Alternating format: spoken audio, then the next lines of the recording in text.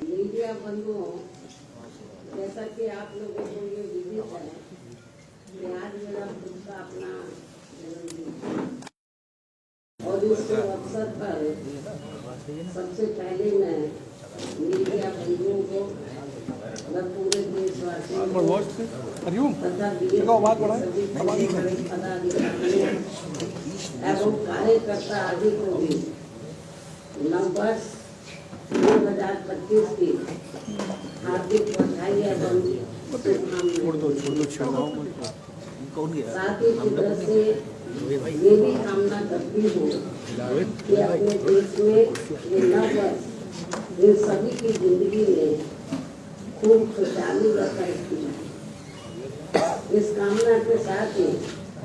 अब मैं अपने जन्मदिन के संबंध में ये कहना चाहूँगी कि नववर्ष के पहले महीने में ही अर्थात आज के ही दिन दिनांक 15 जनवरी को पूरे देश भर में पार्टी के लोग मेरा जन्मदिन विशेषकर इसे जन कल्याणकारी दिवस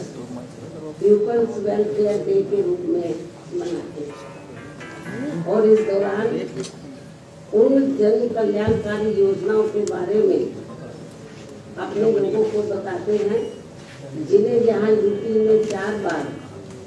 मेरे नेतृत्व में रही बीएसपी की सरकार में शुरू व लागू भी किया गया, जिनसे फिर यूपी के खासकर गरीबों, दलितों, आदिवासियों, पिछड़े वर्गों, मुस्लिम व अन्य अकलियतों की स्थिति में काफी कुछ बदलाव भी आया है, सुधार भी आया है। और अब उन योजनाओं की देश में दूसरी पार्टियों की राज्य सरकारें भी काफी नकल कर रही हैं, लेकिन इन लोगों के प्रति उनकी नीति व नीयत साफ नहीं होने की वजह से फिर ये सरकारें इन्हें कोई विशेष लाभ नहीं दे पा रही। इतना ही नहीं बल्कि मेरी सरकार द्वारा यहाँ मजदूरों, बेरोजगारों, किसानों, व्यापारियों व अन्य मेहनतकश लोगों के साथ में युवाओं, छात्रों, महिलाओं, बुजुर्गों एवं विकलांगों आदि के हितों में भी अनेकों नई जन कल्याणकारी योजनाएं शुरू व लागू की गई, जिनसे उन्हें काफी ज्यादा लाभ पहुँचा और जिनसे प्रेरित होकर अब पार्टी के लोग या फिर से यूपी में व यूपी की तरह पूरे देश में भी ऐसी ही जन कल्याणकारी सरकार बनाने के लिए पूरे जी जान से लगे। और यदि इसके लिए पार्टी द्वारा किए गए कार्यों के प्रति इनकी पूरी ईमानदारी व निष्ठा आदि होती है तो फिर यही मेरे जन्मदिन पर इनका हमेशा ये विशेष तोहफा भी है। इस उम्मीद के साथ ही अब मैं अपनी पार्टी के ऐसे सभी छोटे बड़े पदाधिकारियों, कार्यकर्ताओं एवं शुभचिंतकों आदि का भी हार्दिक दिल से आभार एवं शुक्रिया अदा करती हूँ, जो इसी सोच व धारणा के तहत ही मेरा जन्मदिन मनाए। साथ ही इस अवसर पर परम पूज्य बाबा साहब डॉक्टर भीमराव अम्बेडकर एवं मान्यवर श्री काशीराम जी के कार्यों को आगे बढ़ाने के लिए बीएसपी को पूरे तन मन धन से सहयोग करने का अपना संकल्प भी दोहरा रहे हैं। और अब उनका बढ़ चढ़कर यही नारा है जो आज के दिन जो वो लोग नारा लगा रहे हैं मेरा जन्मदिन मनाने के मौके पर वो नारा लगा रहे हैं कि बाबा साहब का मिशन अधूरा बीएसपी करेगी। मान्य रहेगी, करेगी पूरा खूब लारे उतारे आनंद। जो बड़े बड़े पूंजीपति हो वह धरना सिर्फ के धन बल पर नहीं, बल्कि बहुजन समाज के गरीब एवं अन्य स्वाभिमानी मेहनत कर समाज के लोगों के खून पसीने की कमाई के अंशदान से ही पूरा होगा। ये नारा को बनाने है, नारा लगाने से काम नहीं करेगा, तो उसके लिए उनको हर क्षेत्र में अपर्च भी करना है। इसके साथ ही अब मैं अपने जन्मदिन के इस खास मौके पर भी देश में विशेषकर अनुसूचित जाति, जनजाति एवं अन्य पिछड़े वर्गों में समय समय पर जन्मे अपने उन सभी महान संतों, गुरुओं व महापुरुषों में भी खासकर महात्मा ज्योतिबा फूले, श्री छत्रपति शाहू जी महाराज, श्री नारायण गुरु, परम पूज्य बाबा साहब डॉक्टर भीमराव अम्बेडकर एवं मान्यवर श्री कांशीराम जी आदि को भी पूरे तय दिल से नमन एवं आदर सत्कार करती हूँ, जिन्होंने अपनी पूरी जिंदगी इन वर्गों के लोगों को अपने पैरों पर खड़ा करने के लिए समर्पित किए, जिनके अधूरे रहे कारवा को आगे बढ़ाने के लिए अब मेरी भी पूरी जिंदगी लगी हुई, जिससे प्रभावित होकर ही मान्यवर श्री कांशीराम जी के जीते जी से ही पूरे देश में पार्टी के लोग आज के दिन अर्थात हर वर्ष 15 जनवरी को मेरा जन्मदिन काफी उत्साह के साथ वैसे प्रेरणा एवं जन कल्याणकारी दिवस के रूप में बहुत ही गर्व व हर्ष के साथ मनाते हैं। और इस बार भी ये लोग मेरे 69वें जन्मदिन को हमेशा की तरह इसे मिशनरी भावना से जन कल्याणकारी दिवस के रूप में मनाए, जिनकी मैं पूरे तय दिल से आभारी भी हूँ। और इस मौके पर मैं भी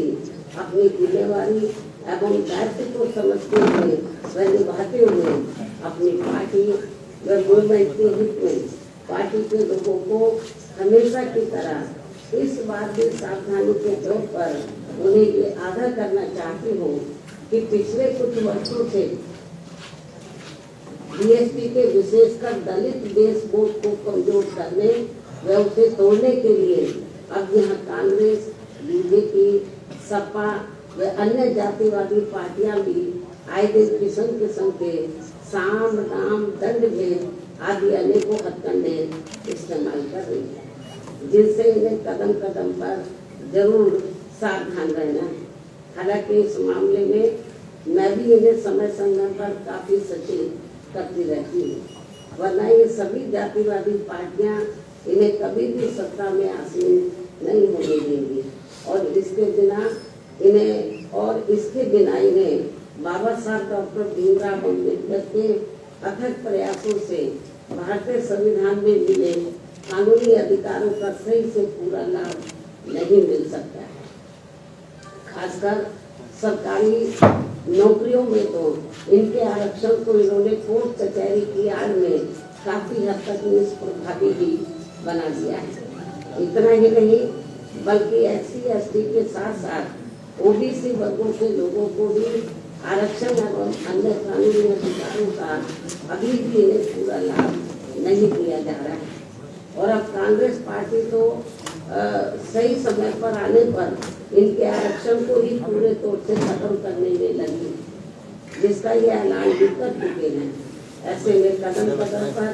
कांग्रेसी नेताओं द्वारा संविधान को दिखाना व नीले कपड़े आदि पहनकर किस्म किस्म की नाटकबाजी करना,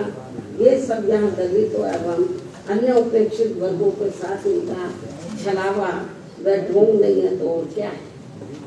इस पर भी इन लोगों को जरूर ध्यान देना है। जबकि देश में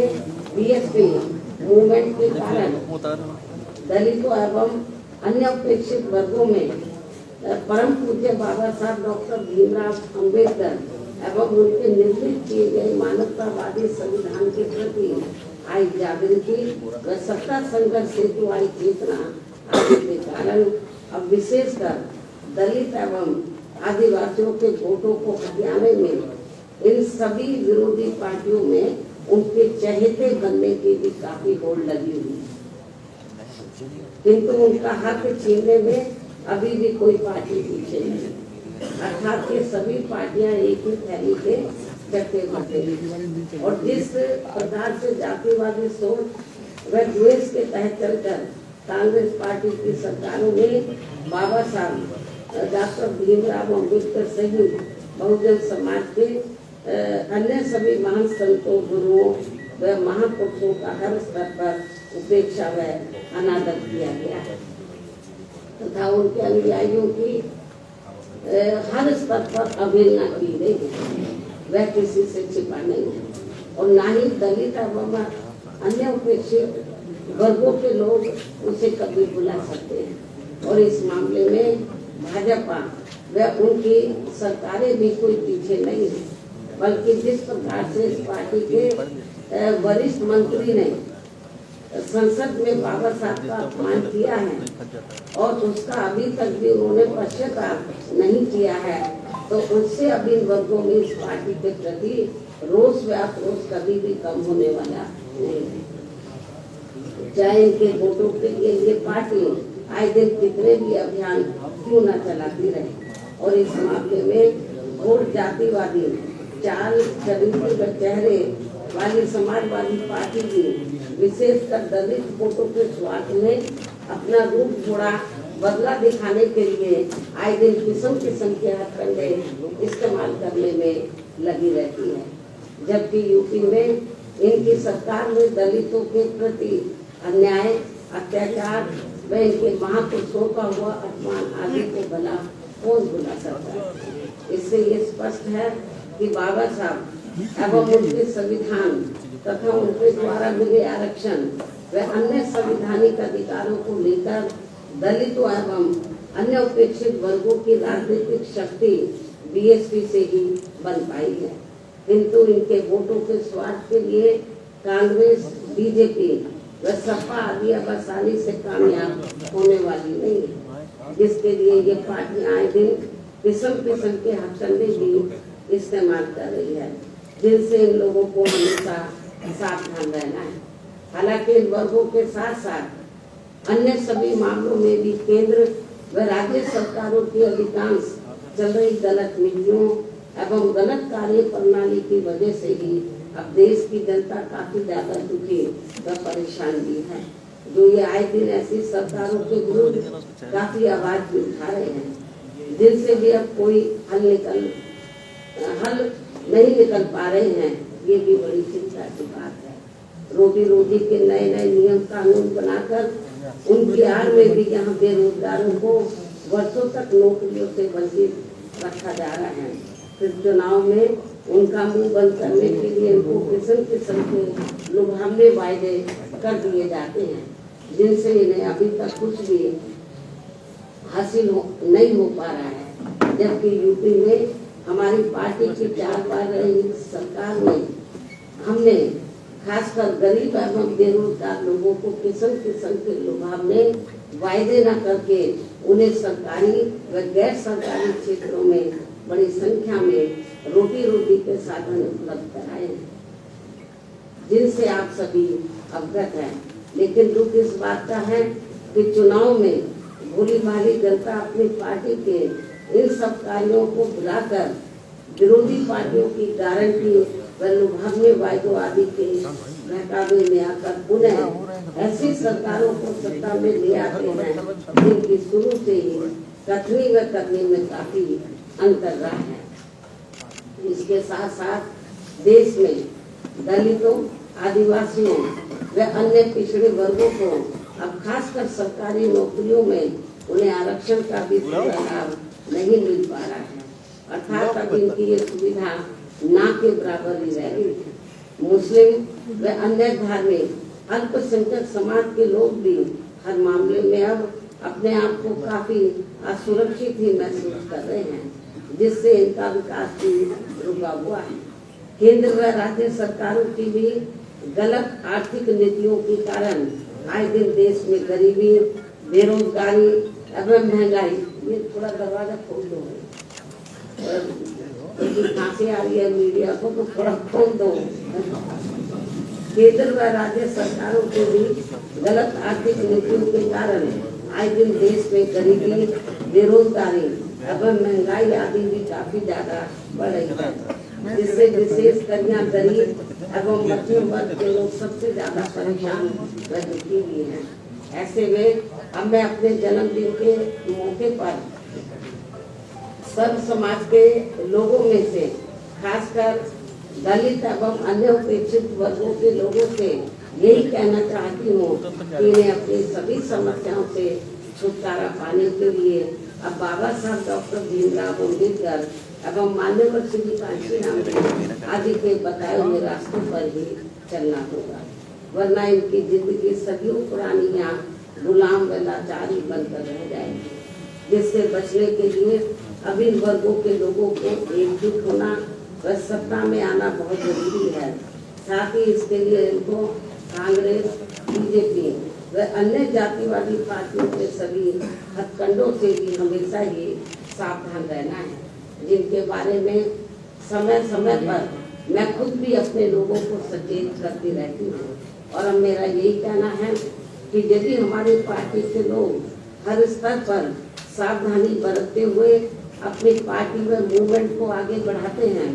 साथ ही समय समय पर जो भी इन लोगों को पार्टी से संबंधित जरूरी कार्य व दिशा निर्देश आदि दिए जाते हैं और यदि वे समय से उन पर पूरी ईमानदारी व निष्ठा से अमल करते हैं और अपनी पार्टी व मूवमेंट को हर चुनौती का मुकाबला करके उसे आगे बढ़ाते हैं तथा सत्ता में भी लाते हैं, तो तभी फिर ये अपने लोग विकसित हो सकते हैं तथा वे आत्मसम्मान एवं स्वाभिमान की भी जिंदगी व्यतीत कर सकते हैं, जो इस समय बहुत जरूरी भी है। इन्हीं जरूरी बातों के साथ ही अब मैं हर वर्ष की तरह इस वर्ष भी आज अपने जन्मदिन के मौके पर मेरे नेतृत्व में अपनी पार्टी व मूवमेंट की एक वर्ष की अवधि में जो भी गतिविधियां रही हैं, जिनका पूरा लेखा जोखा व विवरण मेरी किताब मेरे संघर्षमय जीवन एवं बीएसपी मूवमेंट का सफरनामा में हिंदी व अंग्रेजी में वर्णित किया गया है। और ये पुस्तक पार्टी से जुड़ रहे खासकर नई युवा पीढ़ी को सही मार्गदर्शन देने का कार्य करेगी तथा इसमें बीएसपी का वास्तविक इतिहास भी निहित है, जो आगे आने वाली पीढ़ी के लिए भी बहुत जरूरी है। और अब मैं इस अति महत्वपूर्ण पुस्तक के बीच में हिंदी व अंग्रेजी संस्करण का विमोचन करूं, लेकिन उससे पहले मैं देश की राजधानी दिल्ली में इस समय यहाँ विधानसभा के लिए हो रहे आम चुनाव में, जिसमें बीएसपी भी पूरी तैयारी व दमदारी के साथ अकेली चुनाव लड़ रही है और जिनसे मुझे ये पूरी उम्मीद है कि इस बार चुनाव में हमारी पार्टी पहले से बेहतर रिजल्ट जरूर लाएगी, बशर्ते यदि ये चुनाव पूरे तौर से फ्री एंड फेयर होता है और ईवीएम में कोई गड़बड़ी व धांधली आदि नहीं की जाती है, जैसा कि अधिकांश पार्टियां इसकी आशंका भी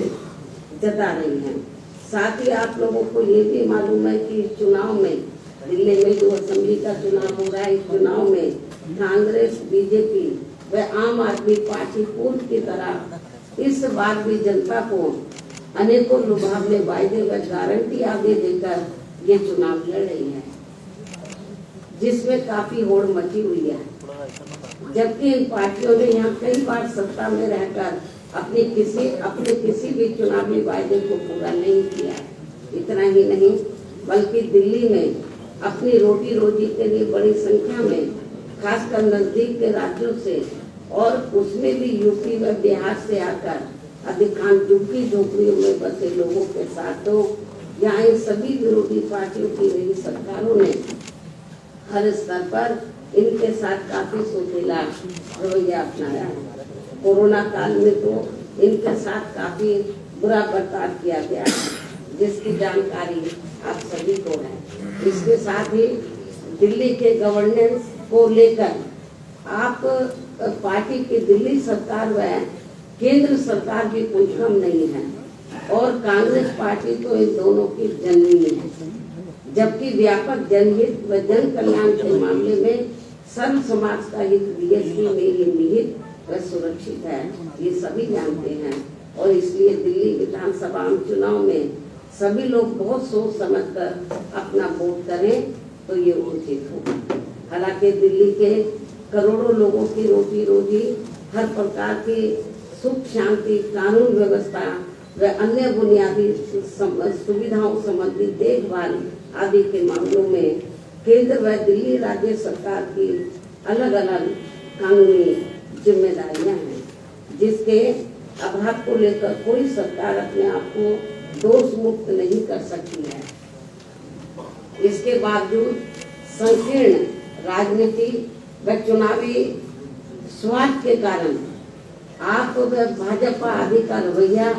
जन व देश हित से परे गंभीर आरोप प्रत्यारोप व दूसरे को जन विरोधी साबित करने का ही इरादा है। साथ ही आए दिन की जा रही नफरती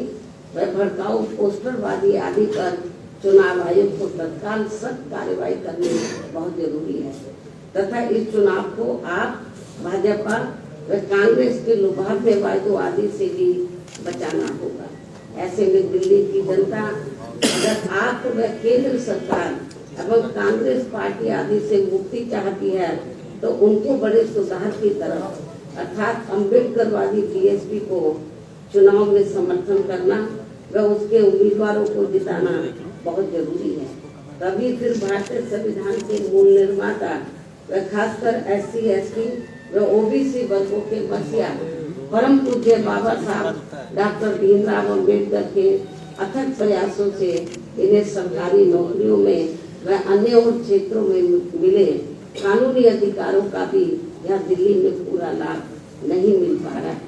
इन्हीं की तरह ही यहाँ मुस्लिम समाज व अन्य अकलियतों की भी स्थिति कोई खास ठीक नहीं है। इसलिए अब इन लोगों को यहाँ से सभी विरोधी पार्टियों को फिर से आजमाने की जरूरत है, अर्थात अब इन्हें सत्ता में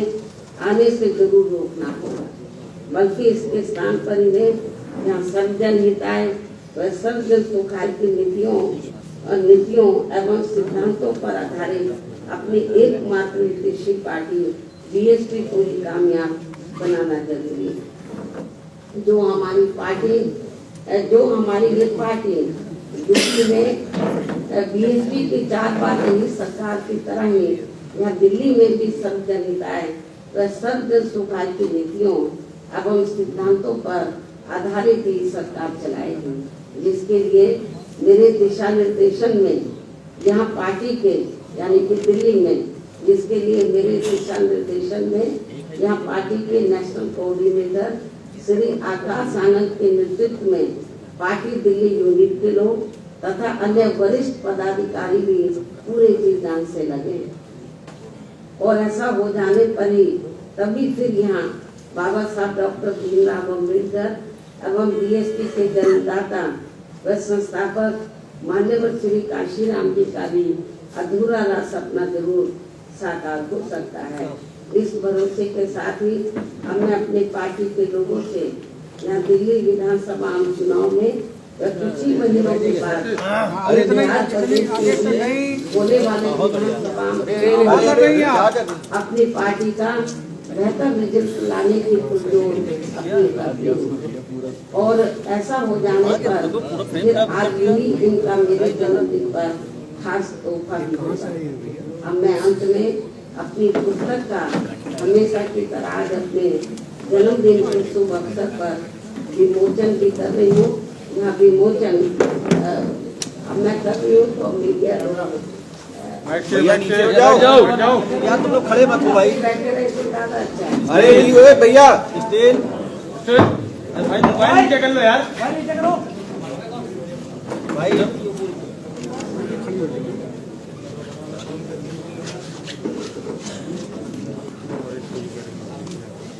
अरे नीचे रहो भाई, मोबाइल नीचे कर लो।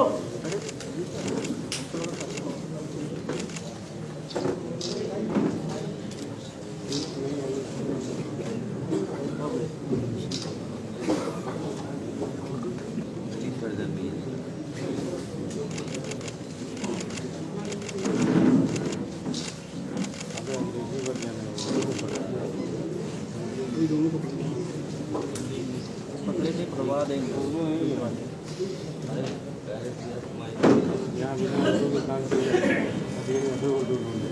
आप दोनों को जोड़ लेना, एक्सपर्ट है आप लोग। जी जी इधर की उधर फोटो करके। यदि मीडिया बंधुओं के कुछ जरूरी सामान है तो वे एक एक करके पूछ सकते हैं, वरना मैं आप लोगों से यही रजा लेती हूँ। धन्यवाद। जय हिंद,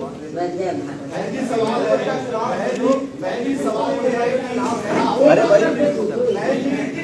पंकज बैठो, पंकज अरे बैठ जाओ भाई, बैठिए भाई। पंकज इस सवाल का जवाब तो आप राहुल गांधी से पूछो। आपको इसके बारे में मैं प्रेस मीडिया के जरिए अपनी बात स्पष्ट कर चुकी हूँ। बहन जी, मिल्कीपुर विधानसभा उपचुनाव में बीजेपी और सपा दोनों दलित वोट पर काफी फोकस करी हुई है। बीजेपी ने भी अपना कैंडिडेट दलित उतारा है। जो रिजर्व सीट है ये मैडम। अरे भाई क्या कर रहे हो भाई?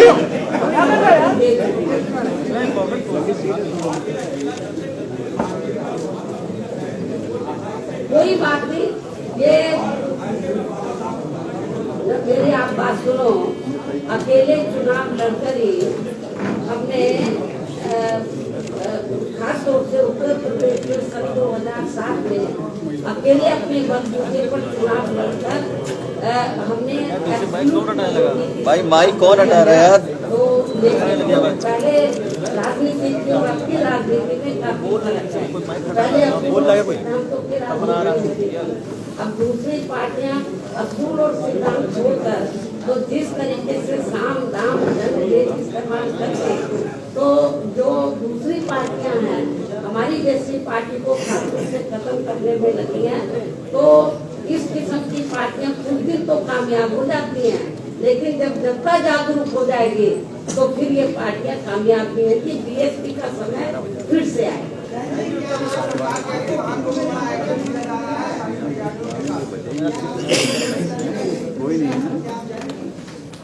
पहले ये जो